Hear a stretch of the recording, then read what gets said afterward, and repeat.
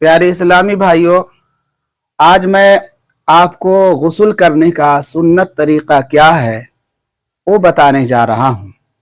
आप इसे बगौर देखने की कोशिश करेंगे और आप इसे सीखने की भी कोशिश करेंगे कि गुस्ल करने का सुन्नत तरीका क्या है, और साथ ही साथ ये भी बताऊंगा कि गुस्ल में कितना फ़र्ज है।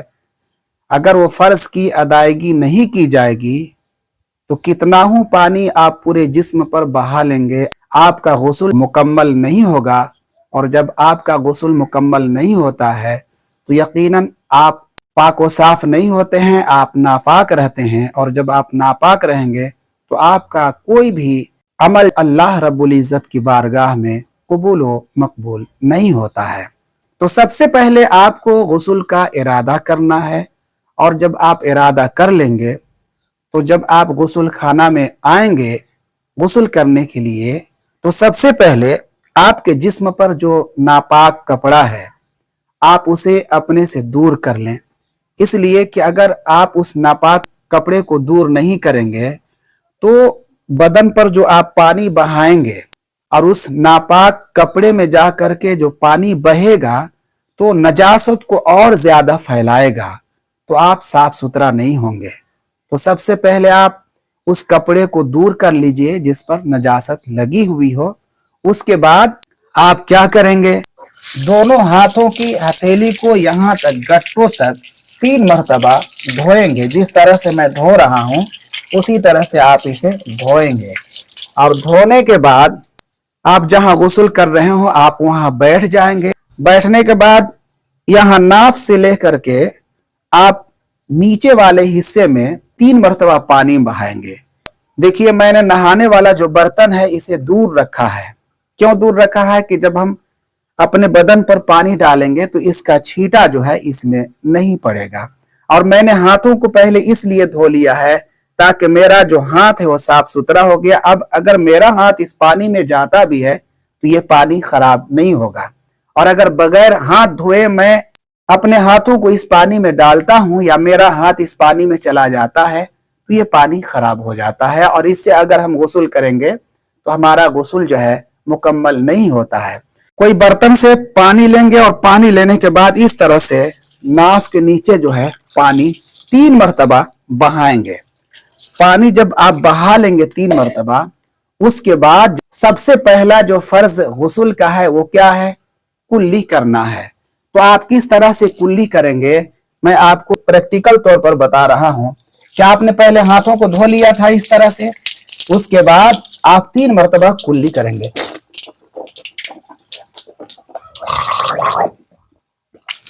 मिसवाक अगर है तो मिसवाक कीजिए, वरना अपने हाथों की अंगुली से जो है इस तरह से दांतों को साफ कर लीजिए।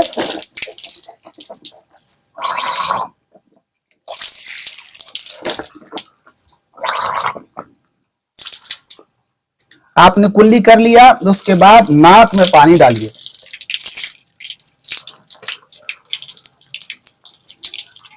और नाक में जब आप पानी डालते हैं तो जहां तक नाक का जो ये हिस्सा जहां नरम हड्डी है वहां तक आप पानी चढ़ाने की कोशिश करें। और उसके बाद अपने ये उल्टे हाथ के छोटी उंगली के अंदर तक ले जाएंगे, और उसके बाद नाक के अंदर जो भी गंदगी हो उसे आप साफ कर लेंगे। उसके बाद आप चेहरा को धोएंगे।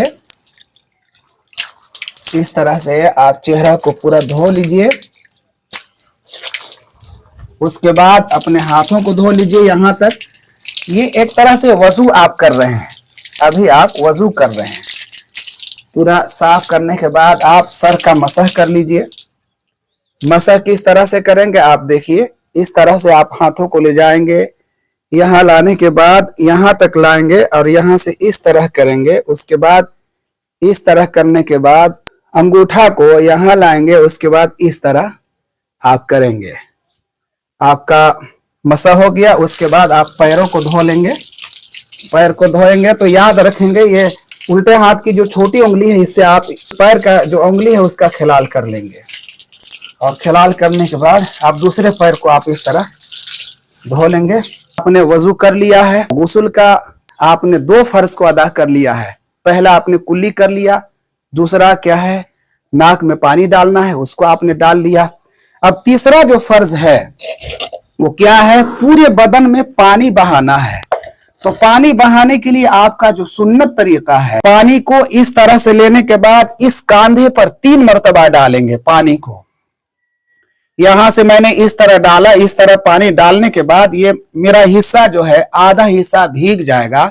उसके बाद इधर से भी पानी को डालेंगे 3 मरतबा, तो इधर का पूरा हिस्सा मेरा भीग जाएगा और नीचे का हिस्सा तो मेरा पहले से भीगा हुआ था ही। अब मेरा सर बच जाता है, ये गर्दन बच जाता है। तो हम क्या करेंगे कि धीरे धीरे पानी को सर के ऊपर डालेंगे।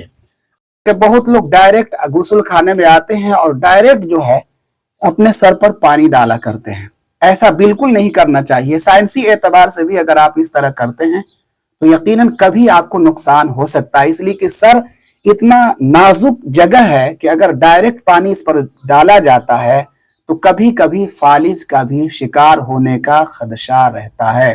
पूरे बदन में अपने हाथों को चलाएंगे ताकि जिस्म के किसी हिस्से में अगर गंदगी हो, मैल हो तो आसानी से धुल जाए और बदन का हर बाल जो है सही तरीके से भीग जाए। और खास करके ऐसी जगह जहां पर पानी बड़ी मुश्किल से पहुंचा करता है, जैसे कि कान का बगल वाला हिस्सा, ये ठोड़ी के नीचे वाला हिस्सा, या फिर ये पुतली वाला हिस्सा, या हाथों के जो बगल वाले हिस्से होते हैं, या फिर पीछे वाला जो रीढ़ का हिस्सा होता है, इधर जो है पानी आसानी से नहीं पहुंचता है। और खास करके जाड़े के मौसम में हमें बहुत ज्यादा एहतियात करना चाहिए कि जब हम नहाते हैं तो ठंडा की वजह से पानी बड़ी मुख्तसर डालते हैं, कहीं मेरा बदन भीगता है, कहीं भीगने से रह जाता है। तो ऐसी सूरत में हम सोचते हैं कि हमने नहा लिया है, हमारा गुस्ल मुकम्मल हो गया, लेकिन अगर बदन का कोई हिस्सा भी सुई के नोक के बराबर भी अगर सूखा रह जाता है तो यकीनन आपका गुस्ल मुकम्मल नहीं होता है। और अक्सर देहातों में देखा जाता है कि लोग जांघिया पर गुस्ल किया करते हैं। खुली जगह होती है, सड़क किनारे, चापानल या कुआं पर लोग गुस्ल करते हैं। औरतें भी उस रास्ते से गुजरती हैं और मर्द भी, बच्चे भी उस रास्ते से गुजरा करते हैं। जबकि हर मुसलमान को, मर्द को, औरत को यह मालूम होना चाहिए कि मर्द का नाफ से लेकर के घुटनों तक छुपाना जो है फर्ज है।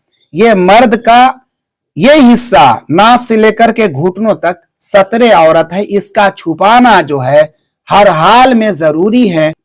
तो अगर हम सतरे औरत किसी के सामने खोलते हैं तो यकीनन ये हमारे लिए हराम है। तो कभी भी किसी सूरत में लंगोट पर या जांघिया पर, लोगों के बीच में या बीच चौराहे पर कभी भी गुस्ल नहीं करना चाहिए। अगर आप गुस्ल खाने में गुस्ल कर रहे हो जहां पर किसी का आना जाना नहीं होता है तो आप वहां पर लंगोट या जांघिया पर गुस्ल कर सकते हैं, किसी तरह की कोई दिक्कत नहीं है। अगर गुस्ल खाने में अगर दरवाजा हो, कोई नहीं जा सकता है, तो आप वहां खुले बदन भी, नंगे बदन भी गुस्ल कर सकते हैं। शरीयत में किसी तरह की कोई रुकावट नहीं है।